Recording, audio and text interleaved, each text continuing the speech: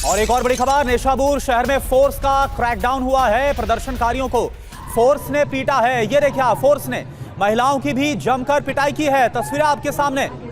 Iran का एक और शहर और यहां पर प्रदर्शनकारियों पर किस तरह से बल प्रयोग किया गया और महिलाओं तक को नहीं बख्शा गया।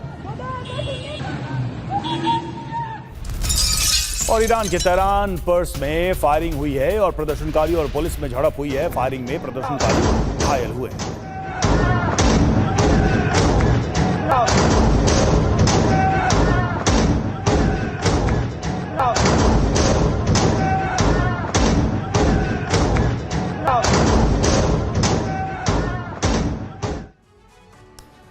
तो ईरान के अलग अलग प्रांतों की तस्वीरें आपको दिखा रहे हैं और अब आपको बताते हैं कि प्रदर्शनकारियों पर क्या एक्शन लिया गया है।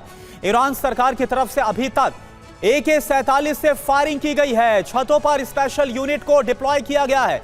हेलीकॉप्टर से लगातार सर्विलांस किया जा रहा है। एंट्री एग्जिट बंद कर दिए गए हैं पूरे तौर पर। इंटरनेट सेवाएं बंद, वाटर कैनन का भी इस्तेमाल किया गया। प्रदर्शनकारियों पर लाठीचार्ज भी किया गया है। तो लगातार ये एक्शन लिया जा रहा है। और देखिए, ट्रंप के समर्थन के बाद प्रदर्शन भी तेज हो गए हैं। ईरान के खुजिस्तान प्रांत में प्रदर्शन तेज हुआ है और राम हार्मोन शहर में सड़कों पर प्रदर्शनकारी आ गए। सड़कों पर खामनेई के विरोध में नारे लगाए गए।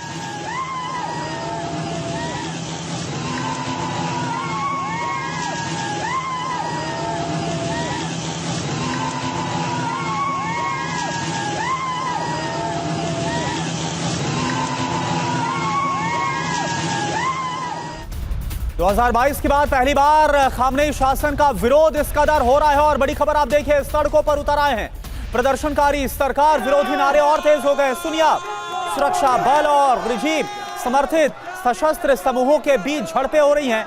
कई शहरों में हालात बहुत ज्यादा खराब हो गए हैं, आउट ऑफ कंट्रोल। टकराव और भी तेज हो गया है।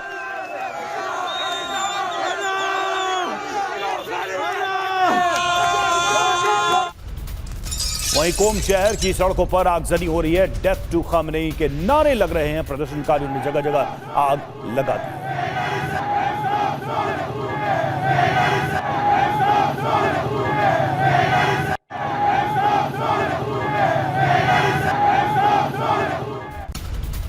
एक और बड़ी खबर, ईरान के मशहद में महिलाओं का प्रदर्शन। पूर्व राजा पहलवी के समर्थन में नारेबाजी हुई है। जावेद शाह के नारे लगे हैं। सुनिए आप जरा।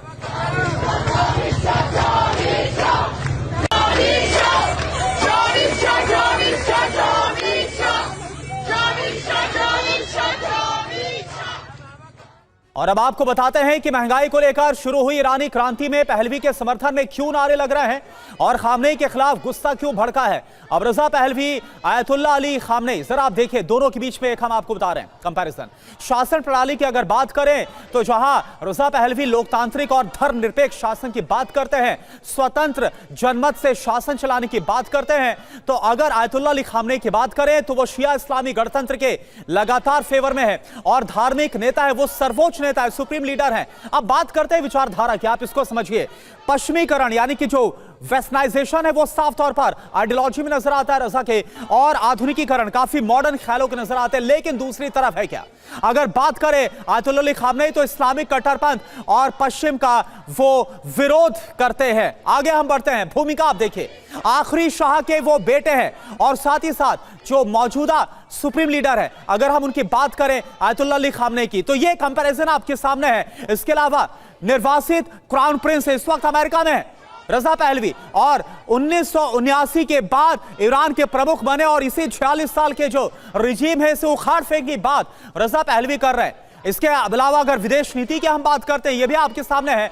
पश्चिमी देशों से सहयोग है और यही वजह है कि रजा पहलवी जो है वो अमेरिका के फेवरेट माने जा रहे हैं। पश्चिमी देशों का लगातार विरोध कर रहे हैं, ये किसी से छुपा नहीं है।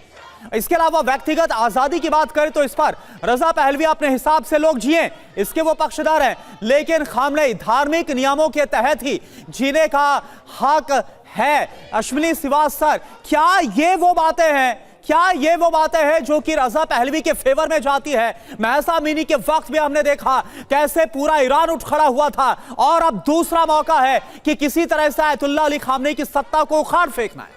हाँ बिल्कुल, देख करुणा ये उस स्टेज पे पहुंच गया। बहुत अच्छा आपने इसका डिस्क्रिप्शन किया कि जो 46 साल के बाद, क्योंकि ये डिक्टेटरशिप चली थी, ये एक प्रकार से रेडिकलाइजेशन का भी दौर था, ईरान ने ज़्यादा रेडिकल एलिमेंट्स को भी हेल्प की है, पर खुद की हालात ईरान के बहुत ख़राब हो गए हैं। इकॉनमी डाउन है, इन्फ्लेशन हाई रेट पे है, लोगों को खाने को नहीं मिला, अनएम्प्लॉयमेंट है। तो ऐसे में एक उम्मीद की होप है कि अगर वेस्टर्न कंट्री से पढ़े लिखे ये पलवर रजी आते हैं तो वो शाह का टाइम याद आता है कि जहाँ पर डेमोक्रेसी दोबारा आएगी, प्राइवेटाइजेशन होगा। देखिए अभी जो इकोनॉमिक सैंक्शन लगे हैं ईरान पे, आप उनके बैंकिंग पे भी लगे हैं, ऑयल सेक्टर पे लगे हैं, शिपमेंट में भी लगे हैं। उनका अब पिछली बार जीडीपी 0.3 था, अब कहते हैं माइनस में भी जा सकता है ईरान का। तो अब अंदरूनी हालात इतने खराब हैं कि लोगों का अब गुस्सा फूट के वो आप देखें सड़कों पे आ रहे हैं। और ये लगता है कि यूरोप कंट्री वाकई जो है आज की तारीख में, अमेरिका पूरा जोर लगा रहा है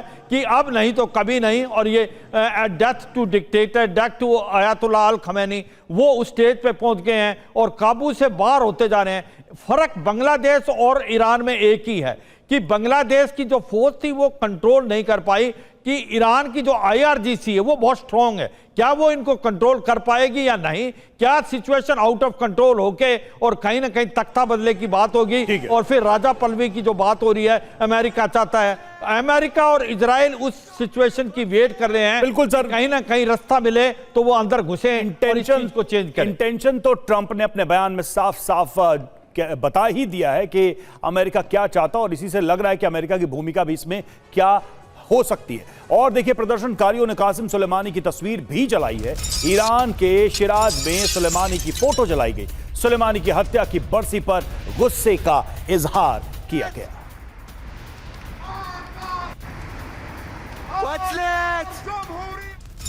और एक और बड़ी खबर, इस्फहान में भी सुलेमानी का बैनर जलाया गया है। प्रदर्शनकारियों ने सुलेमानी के बैनर को जलाया। ये देखिए आप, इस्फहान की भी तस्वीर आप देखिए, यहां पर भी सुलेमानी का जो बैनर है वो कैसे जलाया गया और नारों के साथ। सुनिए आप।